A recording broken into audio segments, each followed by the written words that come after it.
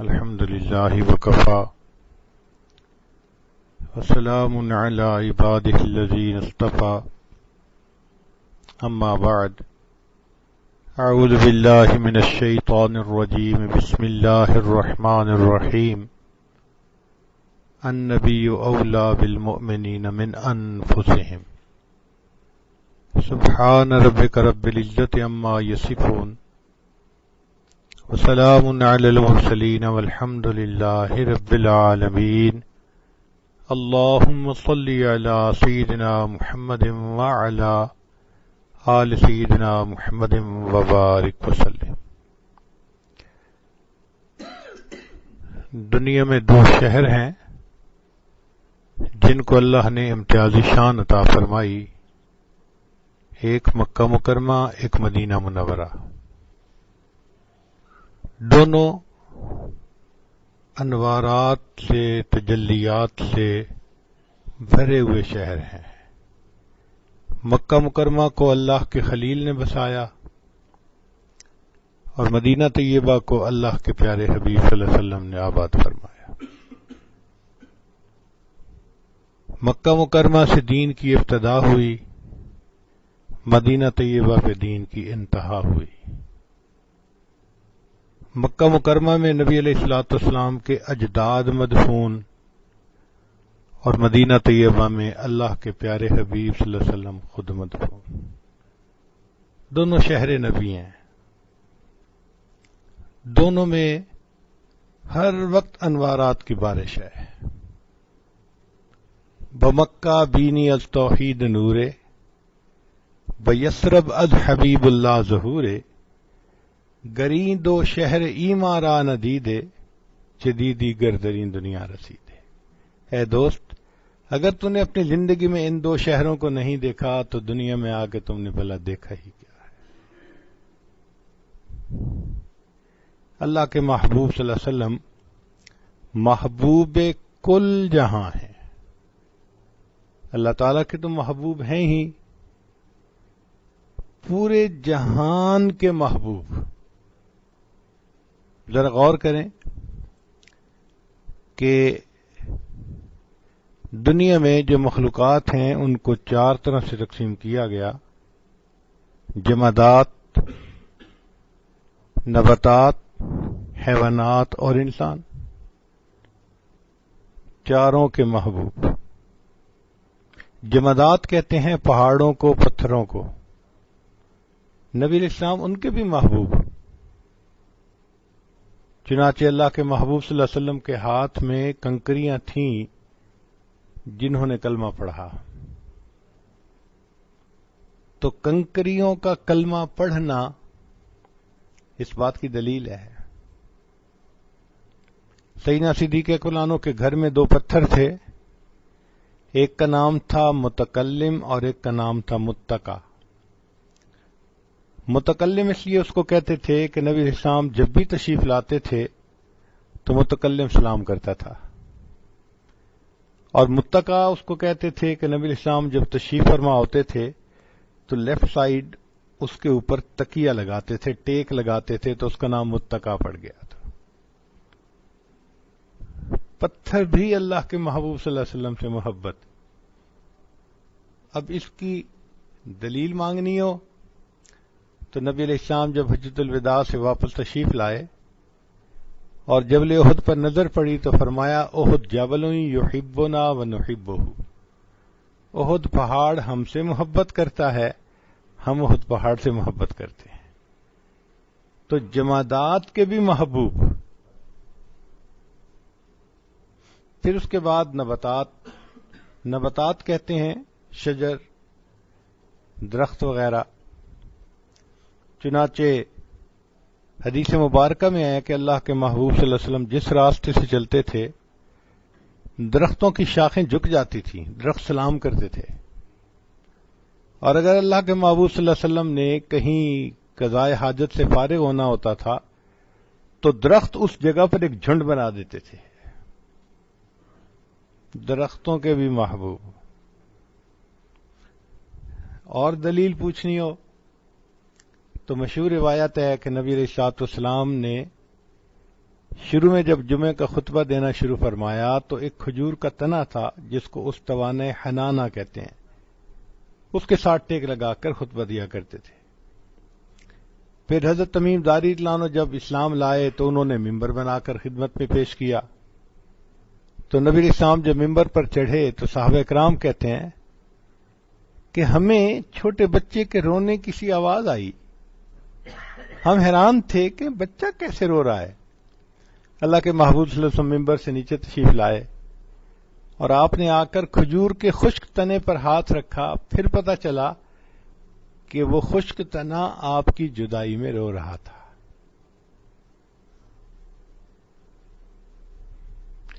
تو جمادات کے بھی محبوب اور نباتات کے بھی محبوب۔ پھر حیوانات، تو حیوانات کے تو محبوب ہونے کے بہت واقعات ہیں۔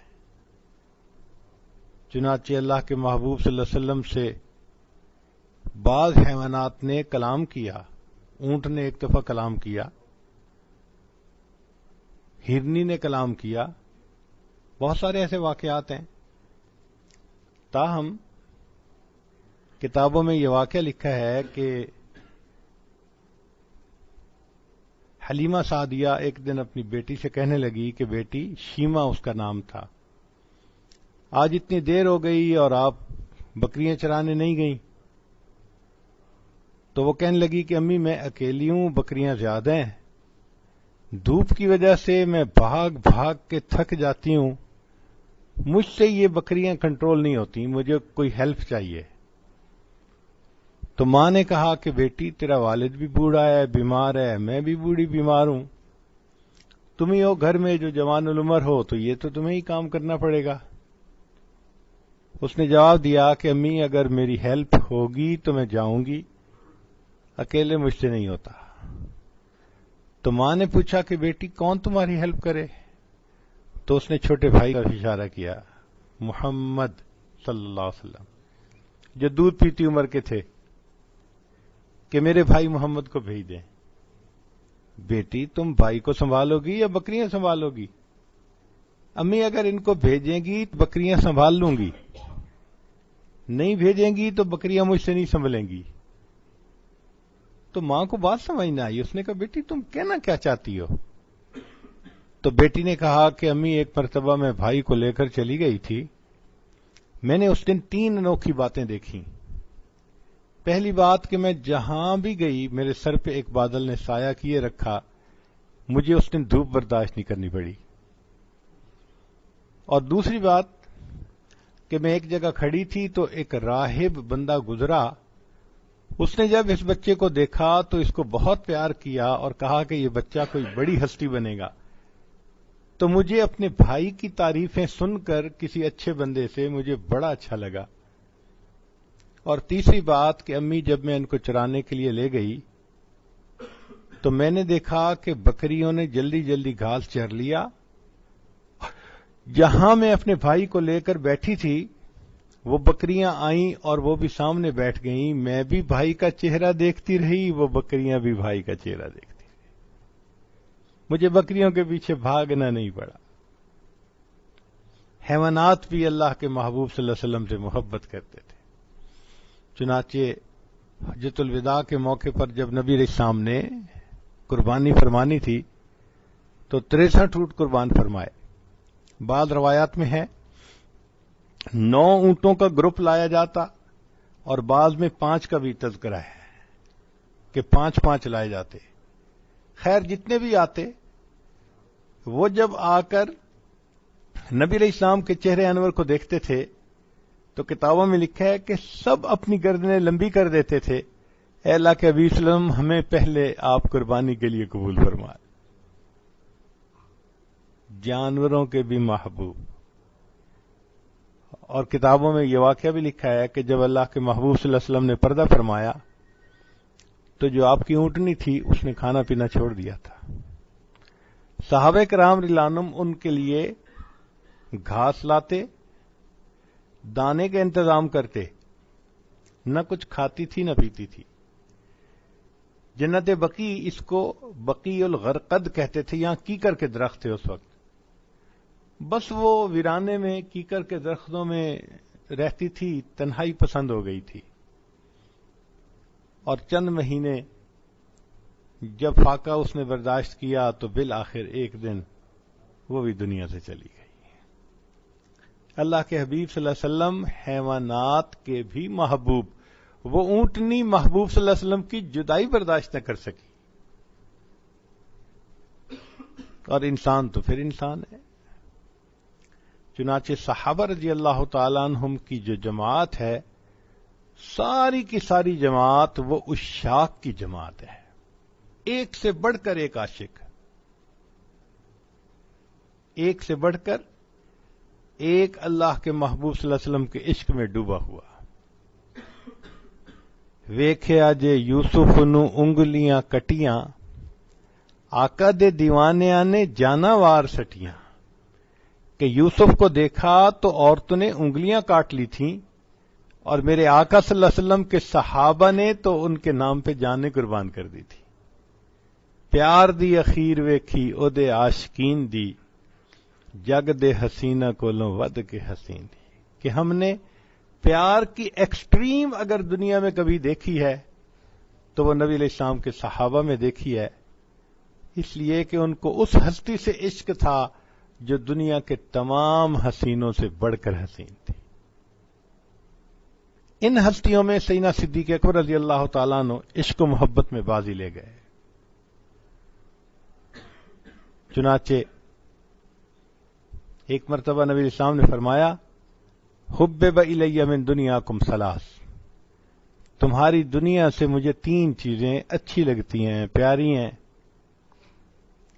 ایک فرمایا خوشبو، دوسرا بیوی، اور تیسرا میری آنکھوں کی ٹھنڈک نماز میں ہے۔ یعنی خوشبو، بیوی اور نماز، یہ تین چیزیں دنیا میں مجھے اچھی لگتی ہیں۔ یہ سننا تھا کہ صدیق اکبر عنہ کھڑے ہو گئے، اے اللہ کے حبیب صلی اللہ علیہ وسلم، مجھے بھی دنیا میں سے تین ہی چیزیں پسند ہیں۔ ابو بکر کون کون سی؟ اے اللہ کے حبیب صلی اللہ علیہ وسلم، آپ کے چہرے انور کو دیکھتے رہنا۔ یہ بات کون کر سکتا ہے؟ جو عاشق ہوتا ہے۔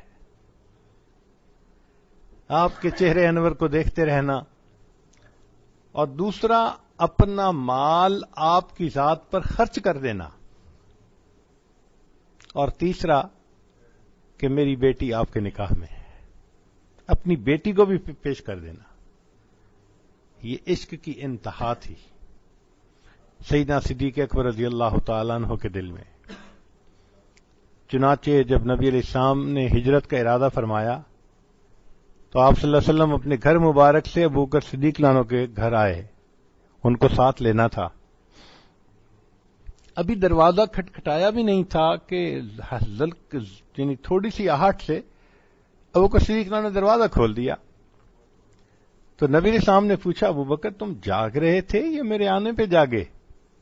عرض کیا، اے اللہ کے حبیب صلی اللہ علیہ وسلم، کچھ دنوں سے مجھے اندازہ تھا کہ آپ صلی اللہ علیہ وسلم کو ہجرت کا حکم ہوگا، اور یہ بھی توقع تھی کہ جب حکم ہوگا تو آپ اس عاجز کو خادم سفر قبول فرمائیں گے۔ جس دن سے ابو بکر کو یہ خیال آیا، ابو بکر نے رات کا سونا چھوڑ دیا، ایسا نہ ہو آپ تشریف لائیں، میرے دروازے پر آپ کو انتظار میں رکنا پڑے۔ کیا محبت تھی ابو بکر صدیق عنہ کے دل میں۔ پھر وہاں سے ہجرت کے لیے چلے تو گھر کے سارے لوگوں کو خدمت پر مامور کر دیا۔ ذرا غور کیجئے، خود سفر میں ساتھ ہیں، بیوی کو کہا کہ ہمارے لیے کھانا بنانا، اور بیٹی اسماء چونکہ چھوٹی عمر کی ہے، کسی کو شک بھی نہیں ہوگا، اس کے ذریعے سے ہمیں کھانا پہنچا دینا۔ عبد الرحمن جو بیٹا تھا اس سے کہا کہ بیٹا سارا دن مکہ مکرمہ کے جو قریش کے سردار ہیں ان کی باتیں سننا، رات کے اندھیرے میں آ کے ہمیں اطلاع دے دینا۔ اپنے غلام ظفیرہ سے کہا کہ تم بکریاں چرانے کے بہانے اس طرف آنا اور ہمیں دودھ پلا دینا۔ خود بھی خدمت میں مصروف، بیوی بھی مصروف، بیٹی بھی مصروف، بیٹا بھی مصروف، اور غلام بھی مصروف۔ یہ ہوئی نا خدمت۔ سب کو خدمت پر لگا دیا. یہ محبت تھی. چنانچہ جب غار ثور میں جانے لگے تو عرض کیا اللہ کے حبیب صلی اللہ علیہ وسلم آپ تھوڑا سا توقف فرمائیں, یہاں میں ذرا اندر جا کر دیکھ لوں, کوئی نقصان دینے والا کیڑا نہ ہو, کوئی ایسی چیز نہ ہو. اندر صفائی کر دی. چند سوراخ تھے, ان کو چھوٹے پتھروں سے بند کر دیا. ایک سوراخ بند کرنے کے لیے پتھر نہیں تھا اندر. سوچا اس کو تو میں جب بیٹھوں گا تو اپنے پاؤں سے ہی بند کر دوں گا. پھر بیٹھ کے محبوب صلی اللہ علیہ وسلم کی خدمت میں عرض کیا, اے اللہ کے حبیب صلی اللہ علیہ وسلم خادم کی گود حاضر ہے, تشریف لے آئیے. نبی علیہ السلام رات جاگنے کی وجہ سے چونکہ بہت تھکے ہوئے تھے, نیند بھی تھی, تو آپ صلی اللہ علیہ وسلم گود میں سر رکھ کے سو گئے. ابوبکر صدیق لانو وہ خوش نصیب انسان ہے کہ تنہائی ہے, ان کی گود میں محبوب صلی اللہ علیہ وسلم کا منور چہرہ ہے, اور ابوبکر صدیق لانو اس کے دیدار سے مشرف ہو رہے ہیں. آج عاشق کہتے ہیں ہم ہی ہم ہوں تیری محفل میں کوئی اور نہ ہو.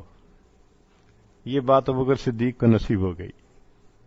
دن کی روشنی ہے, رات کا اندھیرا ہے, ابوبکر کی گود ہے, محبوب کا چہرہ ہے. اللہ اکبر کبیرہ. وہ کیسا منظر ہوگا کہ جب محبوب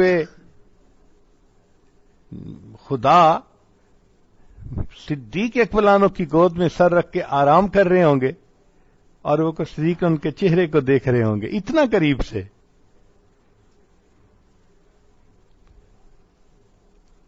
آج لوگ کہتے ہیں کتاب کھول کے بیٹھوں تو آنکھ روتی ہے, ورق ورق تیرا چہرہ دکھائی دیتا ہے. کہ میں جب کتاب کھول کے بیٹھتا ہوں تو کتاب کا ہر ورق چہرہ نظر آتا ہے, اور وہ صدیق لانو کا معاملہ دیکھو کہ ان کی کتاب کی مانند ہے اور ان کے گود میں محبوب کا مبارک چہرہ موجود ہے. اللہ اکبر کبیرہ. عطا اللہ شاہ صاحب بخاری رحمۃ اللہ فرمایا کرتے تھے کہ ابوبکر صدیق رضی اللہ عنہ جب میں تخیل کی آنکھ سے دیکھتا ہوں اس منظر کو کہ آپ نبی علیہ السلام کی معیت میں غار ثور کے اندر ہیں, تو مجھے یوں لگتا ہے کہ آپ کی گود ایک رحل کی مانند ہے اور اللہ کے محبوب صلی اللہ علیہ وسلم کا چہرہ انور وہ اللہ کے قرآن کی مانند ہے, اور ابوبکر آپ مجھے قاری نظر آتے ہیں بیٹھے اس قرآن کی تلاوت کر رہے ہیں.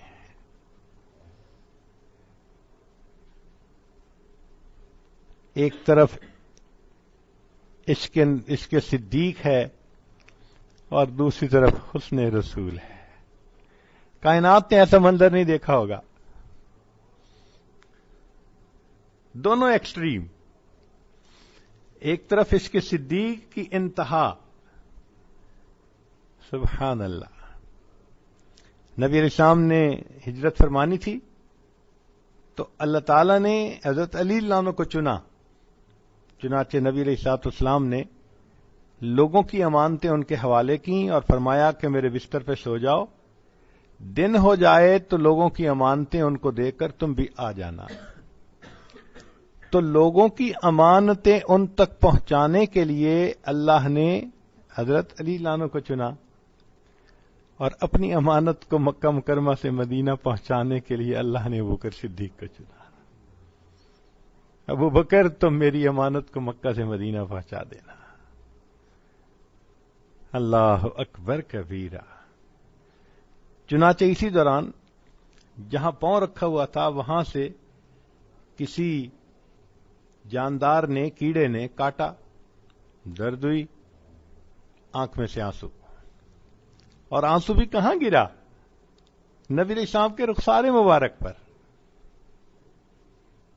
تو محبوب صلی اللہ علیہ وسلم کی آنکھ کھلی, فرمایا ابوبکر تیری گود میں رحمت للعالمین کا سر ہے, ما یبکیک, پھر کیوں رو رہا ہے؟ اے اللہ کے حبیب صلی اللہ علیہ وسلم بس تکلیف کی وجہ سے بے اختیار آنسو نکل آئے. اب اس آنسو کے گرنے پر کسی نے عجیب شعر کہا، آنسو گرا ہے روئے رسالت مآب پر، آنسو گرا ہے روئے رسالت مآب پر، قربان ہونے آئی ہے شبنم گلاب پر. کہ جس طرح گلاب کے پھول پر صبح کے وقت شبنم کا قطرہ ہوتا ہے، اے آقا صلی اللہ علیہ وسلم آپ کا رخسار مبارک تو گلاب کی مانند ہے، اور ابوبکر صدیق کا آنسو اس پر شبنم بن کر گرا ہوا ہے. پھر جب آگے ہجرت کا سفر ہوا تو کتابوں میں لکھا ہے کہ وہ صدیق لانو کبھی آگے چلتے، کبھی پیچھے، کبھی دائیں کبھی بائیں. تو نبی علیہ السلام نے پوچھا، ابوبکر کیا معاملہ ہے؟ اے اللہ کے حبیب صلی اللہ علیہ وسلم، جب میں آگے چلتا ہوں تو مجھے شک ہوتا ہے کہ دشمن پیچھے سے حملہ نہ کر دے، پیچھے چلتا ہوں تو ہوتا ہے کہ دائیں سے حملہ نہ کر دے، پھر دائیں ہوتا ہوں تو بائیں سے نہ کر دے، جدھر کا خیال آتا ہے میں ادھر چلنا شروع کر دیتا ہوں. جیسے شمع کے گرد پروانہ چکر لگا رہا ہوتا ہے، یہ شمع رسالت کے گرد صدیق اکبر پروانہ بن کے چکر لگا رہے ہیں. محبت کی انتہا. چنانچہ جب ام ایمن لانو کے گھر پہنچے، نبی علیہ الصلوۃ والسلام کو بہت بھوک تھی، پیاس تھی. تو ابوبکر صدیق لانو ان کے پاس گئے اور کہا کہ اگر آپ اجازت دیں تو آپ کی بکریوں کا دودھ میں نکال لوں. اس نے کہا یہ بوڑھی بکری ہیں، دودھ تو نہیں دیتی. ان کا اس سے غرض نہیں ہے دیتی ہیں یا نہیں دیتی، اجازت چاہیے. اس نے کہا میری طرف سے اجازت ہے. صدیق اکبر بیٹھے برتن لے کے بکری نے دودھ دینا شروع کر دیا. جب برتن بھر گیا تو صدیق اکبر نے اس کے اوپر کپڑا دیا برتن کے اوپر تاکہ کوئی مٹی نہ گرے اس کے اوپر، اور نبی علیہ الصلوۃ والسلام کے خدمت میں لا کر پیش کیا. اللہ کے حبیب صلی اللہ علیہ وسلم نے اس دودھ کو خوب سیر ہو کر پیا. اب محبت جو ہوتی ہے نا، ماں کو بچے سے محبت ہوتی ہے تو بیٹا پورا فیڈر دودھ پی لینا، ماں خوشی کا اظہار کرتی ہے، میرے بیٹے نے پورا فیڈر دودھ کا پی لیا. وہی حال ابوبکر صدیق لانو کا تھا. نبی علیہ السلام نے جب دودھ نوش فرمایا تو وہ کہنے لگے کہ فشاربا حتی رضیت. نبی علیہ السلام نے دودھ پیا اتنا کہ میرا دل خوش ہو گیا. دودھ اللہ کے محبوب صلی اللہ علیہ وسلم پی رہے ہیں اور صدیق اکبر کے دل کو خوشی مل رہی ہے. یہ کیا چیز تھی؟ یہ محبت تھی. چنانچہ صدیق اکبر کی محبت تو عجیب، انسان حیران ہو جائے. ہاں، صحابہ میں حضرت عمر رضی اللہ عنہ بھی اسی طرح عاشق صادق تھے. نبی علیہ الصلوۃ والسلام سے بہت گہری محبت تھی. چنانچہ ان کے حالات زندگی میں کئی واقعات ہیں. ایک واقعہ سن لیجئے. ایک دن عمر لانو اپنے رات کے وقت میں مدینہ طیبہ کی گلیوں میں چکر لگا رہے ہیں. ایک گھر سے نا کچھ آواز آئی، ذرا سنا خیر تو ہے. پتہ چلا کہ ایک بوڑھی عورت ہے اور وہ آخری پہر میں نبی علیہ السلام کی یاد میں محبت میں کچھ اشعار پڑھ رہی ہے. جب اس نے اشعار پڑھ لیے تو عمر لانو نے دروازہ کھٹکھٹایا.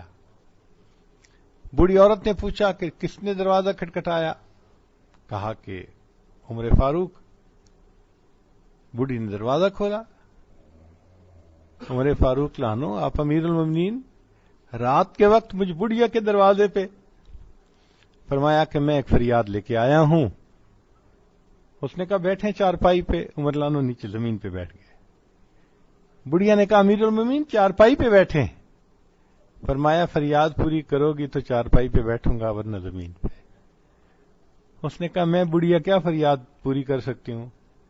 فرمایا تم نے جو ابھی شعر پڑھے ہیں نا نبی علیہ السلام کی محبت میں، ان کے آخر میں تم نے جو شعر پڑھا ہے اس کا یہ مضمون تھا کہ اے اللہ مجھے قیامت کے دن اپنے حبیب صلی اللہ علیہ وسلم کے قدموں میں جنت میں جگہ عطا فرما دینا. میری فریاد یہ ہے اپنے شعر کو تھوڑا سا تبدیل کر کے عمر کا نام شامل کر دو تاکہ ترجمہ یہ بن جائے کہ اللہ قیامت کے دن مجھے اور عمر بن الخطاب کو محبوب کے قدموں میں جنت میں جگہ عطا فرما دینا. محبت کی انتہا. سیدنا عثمان غنی رضی اللہ تعالیٰ عنہ نبی علیہ الصلوۃ والسلام کی دعوت کرتے ہیں اور پھر لینے کے لیے گھر آتے ہیں. جب نبی علیہ السلام گھر سے چلے تو عثمان غنی لانو آپ کے دونوں قدموں کی طرف، قدمین کی طرف دیکھتے جا رہے ہیں، نیچے ہی نظر رہی پورا راستہ. باقی صحابہ بھی حیران کہ آج عثمان کے اوپر کیا کیفیت ہے. نبی السلام کی خدمت میں بتا دیا تو محبوب صلی اللہ علیہ وسلم نے پوچھا عثمان کیا معاملہ؟ اے اللہ کے حبیب صلی اللہ علیہ وسلم، آج میرے گھر میں وہ ہستی مہمان آئی، میں نے دل میں نیت کی تھی آپ اپنے گھر مبارک سے لے کر میرے گھر تک جتنے قدم چل کر آئیں گے عثمان اتنے غلام اللہ کے راستے میں آزاد کرے گا. باقی صحابہ ان کے بھی عشق و محبت کا عجیب عالم تھا. ان میں ایک صحابی تھے حضرت بلال رضی اللہ عنہ، ماشاءاللہ ان کا بھی اپنا رنگ تھا. علامہ اقبال نے ان کے بارے میں بہت خوبصورت اشعار لکھے ہیں. چمک اٹھا جو ستارہ تیرے مقدر کا، حبش سے تجھ کو اٹھا کر حجاز میں لایا. کہ تیرے مقدر کا ستارہ کیا چمکا، تو حبشہ کا رہنے والا، پیدا وہاں ہوا، تجھے وہاں سے حجاز لے کر آ گئے. اللہ اکبر. اور پھر وہ لکھتے ہیں کہ اے بلال لانو آپ کے دل میں کیا محبت تھی کہ آپ بیٹھے ہوئے نبی علیہ الصلوۃ والسلام کو محبت کی نگاہوں سے دیکھتے تھے.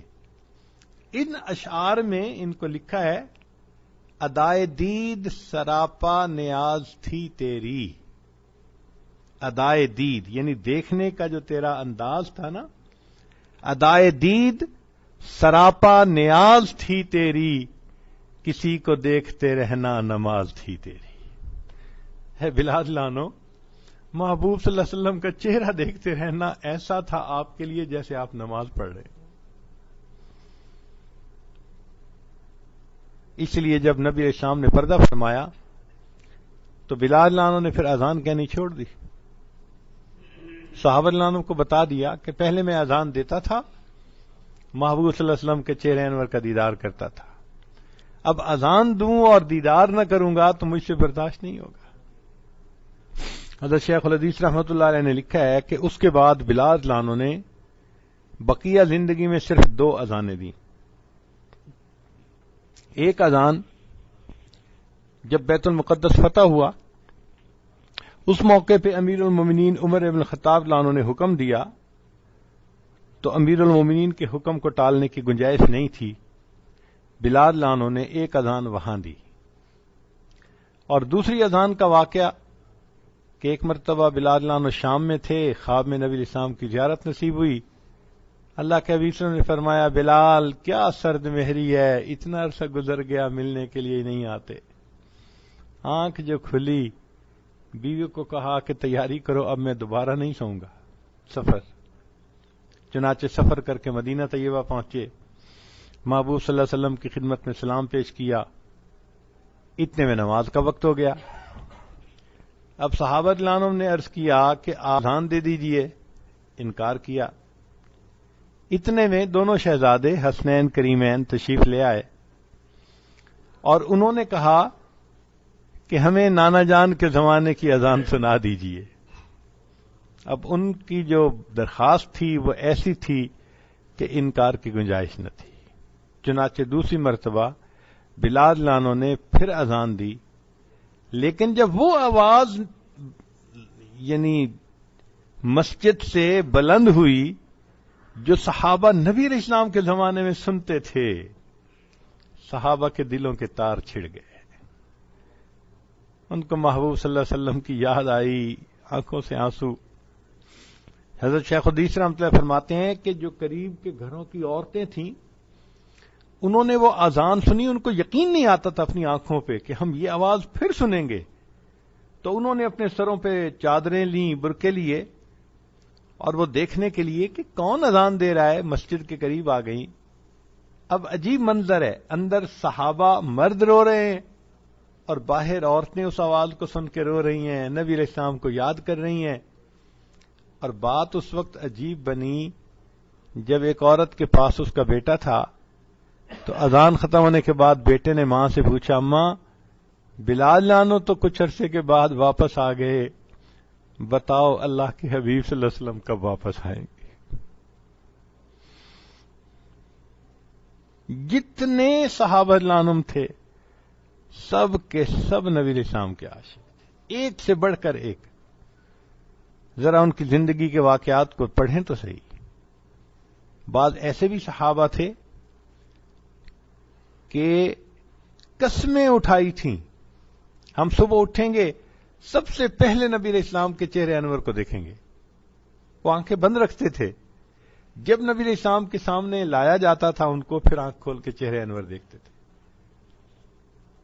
کیسے انہوں نے اپنی قسمیں نبھائی ہوں گی.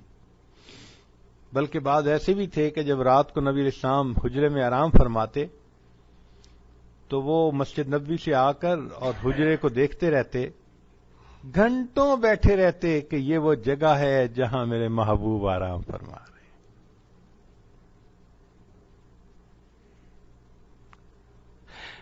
اللہ اکبر کبیرہ. یہ عشق تھا، یہ محبت تھی صحابہ رضوان کے دلوں میں. کیا مرد، کیا عورت، بچے، بوڑھے، ہر بندے کے دل میں نبی علیہ السلام کے ساتھ ایسی محبت تھی. چنانچہ احد کے میدان میں جب یہ خبر اڑی کہ نبی علیہ السلام شہید ہو گئے تو یہ خبر مدینہ پہنچی. ایک انصاریہ صحابی کہتی ہیں کہ نہیں، جب تک میں خود ویریفیکیشن نہیں کر لوں گی میں نہیں مانوں گی. چنانچہ اپنی اونٹنی پہ سوار ہوئی اور احد پہاڑ کی طرف بڑھی. راستے میں ایک صحابی ملے تو وہ پوچھتی ہیں، ما بال محمد صلی اللہ علیہ وسلم کا کیا حال ہے، کیا خبر ان کی؟ وہ کہتے ہیں کہ مجھے تو معلوم نہیں، البتہ میں نے دیکھا کہ تمہارا بیٹا فلاں جگہ شہید ہوا پڑا ہے. ماں کو اگر بیٹے کی شہادت کا پتہ چلے تو اس کے دل پر کیا کیفیت ہوتی ہے؟ وہ ٹس سے مس نہیں ہوتی، آگے بڑھتی ہے. دوسرے سے پوچھا، پتہ چلا خامد بھی شہید، ٹس سے مس نہیں ہوتی. آگے گئی، پتہ چلا بھائی بھی شہید. اللہ اکبر. بیٹے کی، خامد کی، بھائی کی شہادت کی خبر ملے ایک وقت میں، یہ عورت ٹس سے مس نہیں ہو رہی. لگتا ہے کہ اس کی قیمتی متاع کوئی اور تھی جس کو دیکھنے کے لیے اس کی آنکھیں تلاش کر رہی تھی. ایک صحابی سے پوچھتی ہیں، ما بال محمد؟ ان کا میں نے فلاں جگہ اللہ کے محبوب صلی اللہ علیہ وسلم کو بیٹھے دیکھا ہے. چنانچہ وہاں پہنچی اور نبی علیہ الصلوۃ والسلام کی چادر مبارک ردا کا جو ایک کونا تھا وہ پکڑ کے یوں کہنے لگی، کل مصیبت بعد محمد جلل. محمد صلی اللہ علیہ وسلم کو دیکھنے کے بعد میرے لیے سب مصیبتیں برداشت کرنی آسان ہے. یہ عورتوں کی محبت تھی. نبی علیہ السلام نے ایک مرتبہ اعلان فرمایا کہ اللہ کے راستے میں نکلنے کی تیاری کرو. مدینہ طیبہ کے ہر گھر میں تیاری ہو رہی ہے. ہر عورت خامد کو، بھائی کو، بیٹے کو، جو بھی محرم تھا تیار کر رہی ہے. ایک ایسا گھرانہ ہے کہ جس میں ایک عورت اپنے دودھ پیتے بچے کو لے کے بیٹھی ہے، زاروں قطار رو رہی ہے. خامد پہلے شہید ہو چکے، اب گھر میں کوئی اور محرم مرد نہیں ہے.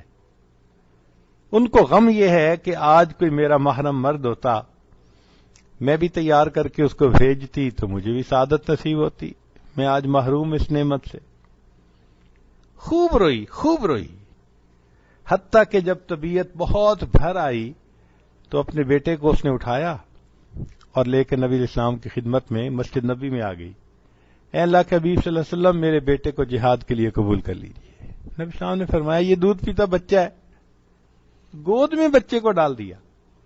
یہ بچہ کیسے جہاد کرے گا؟ اے اللہ کے حبیب صلی اللہ علیہ وسلم، جس صحابی کے ہاتھ میں ڈھال نہ ہو میرا بچہ اس کے حوالے کر دیں. جب وہ جائے گا میدان جنگ میں اور دشمن تیروں کی بارش برسائیں گے تو تیروں سے بچنے کے لیے وہ میرے بچے کو آگے کر دے گا. میرا بیٹا دشمن کے تیروں کو بلاک کرنے کے کام آ سکتا ہے.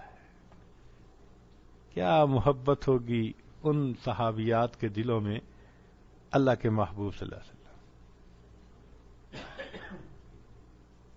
جوانوں کے دل میں اللہ کے محبوب صلی اللہ علیہ وسلم کی محبت.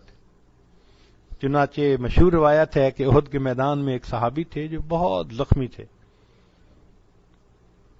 تو ان کے کسی قریبی نے دیکھا تو پوچھا کہ بھائی تمہاری کوئی تمنا؟ کہا کہ اگر محبوب صلی اللہ علیہ وسلم کا ایک دفعہ دیدار جائے. انہوں کا بہت اچھا، خون میں لت پت ہیں. انہوں نے اٹھا لیا کندھے پہ، اور نبی علیہ السلام جہاں ایک پتھر کے اوپر تشریف فرما تھے، نیچے پاؤں مبارک لٹکے ہوئے تھے، تو وہاں جا کے انہوں نے اس کو کھڑا کیا اور اس کو کہا کہ دیکھو اللہ کے نبی صلی اللہ علیہ وسلم سامنے ہیں. بس ایک مرتبہ نگاہ کھولی انہوں نے اور محبوب صلی اللہ علیہ وسلم کا دیدار کیا. وہیں پر گرے، جان آفرین کے سپرد کر دی.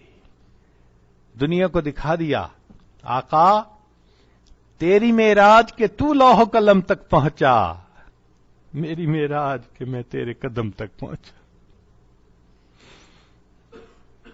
تیری معراج کہ تو لوح و قلم تک پہنچا، میری معراج کہ میں تیرے قدم تک پہنچا.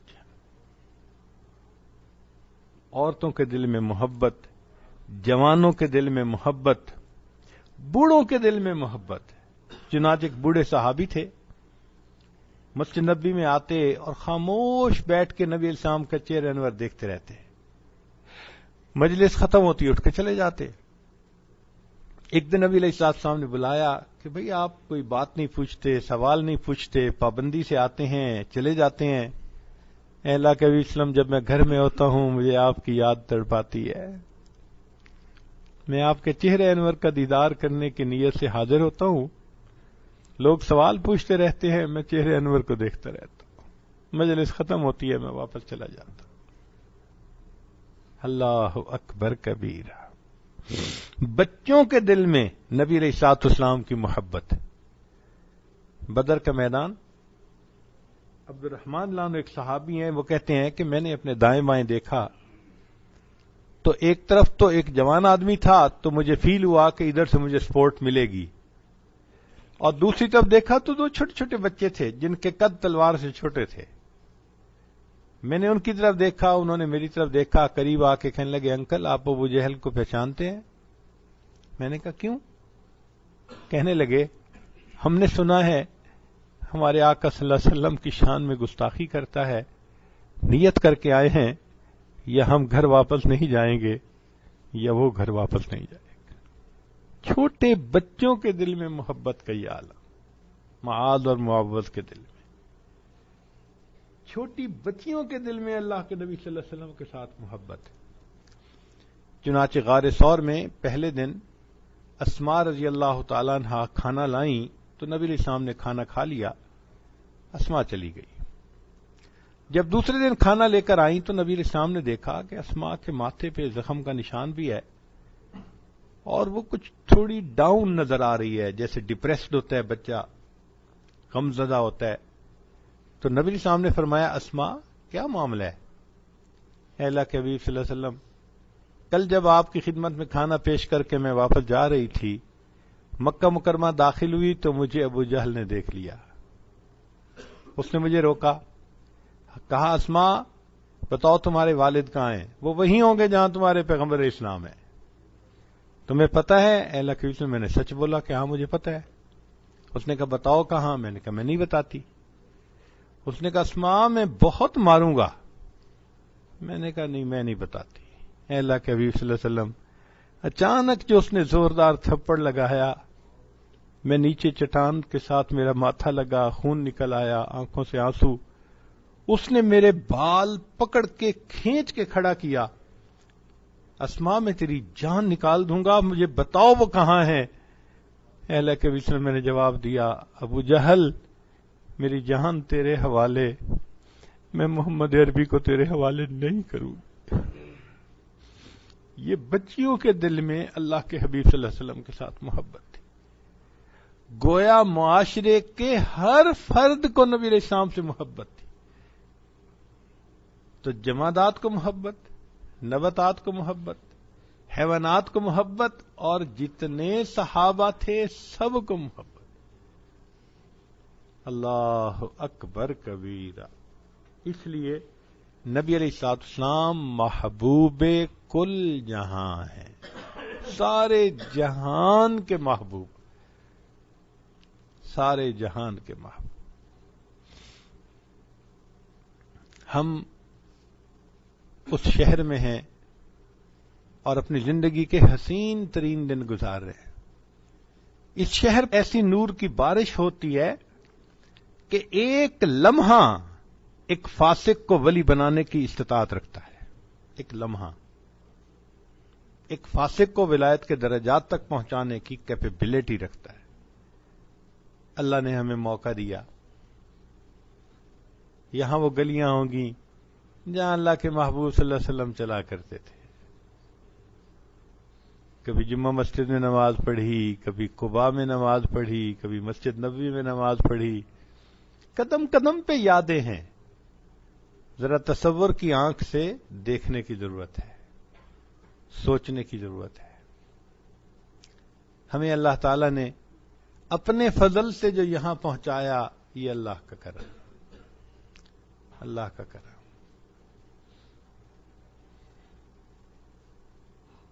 چنانچہ سید نفیس شاہ صاحب رحمۃ اللہ علیہ فرماتے ہیں، شکر ہے تیرا خدایا میں تو اس قابل نہ تھا، تو نے اپنے گھر بلایا میں تو اس قابل نہ تھا،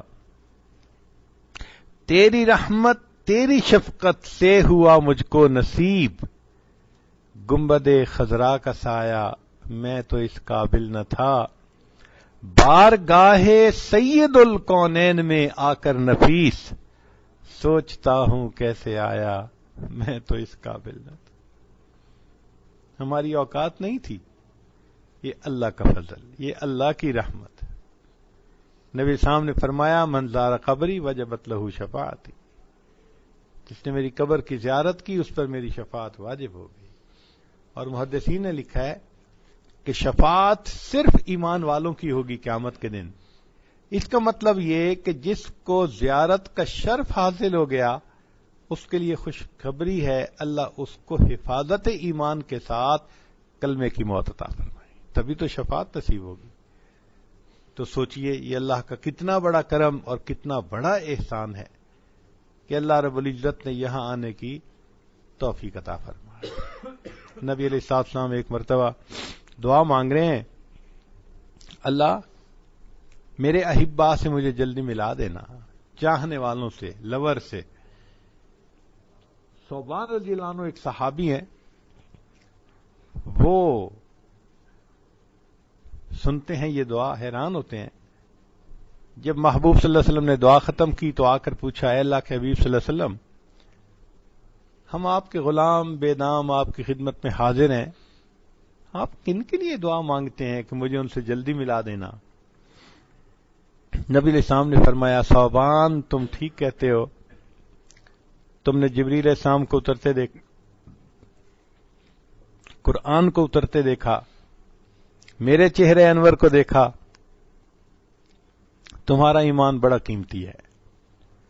مگر اے ثوبان، قرب قیامت میں کچھ ایسے بھی لوگ آئیں گے جنہوں نے مجھے دیکھا تو نہیں ہوگا، اپنے علماء سے انہوں نے میرے تذکرے سنے ہوں گے، اور صرف تذکرہ سن کر ان کے دل میں میری ایسی محبت آئے گی کہ اگر ان کو اختیار دیا جاتا کہ وہ اپنی اولادوں کو بیچ کر میرا دیدار کر لیتے تو ثوبان وہ یہ بھی کر گزرتے. میں ان کے لیے اداس ہوں اور دعا کر رہا ہوں، اللہ مجھے ان احبا سے جلدی ملا دینا. آج کے زمانے میں جس کے دل میں نبی علیہ الصلوۃ والسلام کی سچی محبت ہو، جس کا جسم سنت نبوی سے سجا ہوا ہو،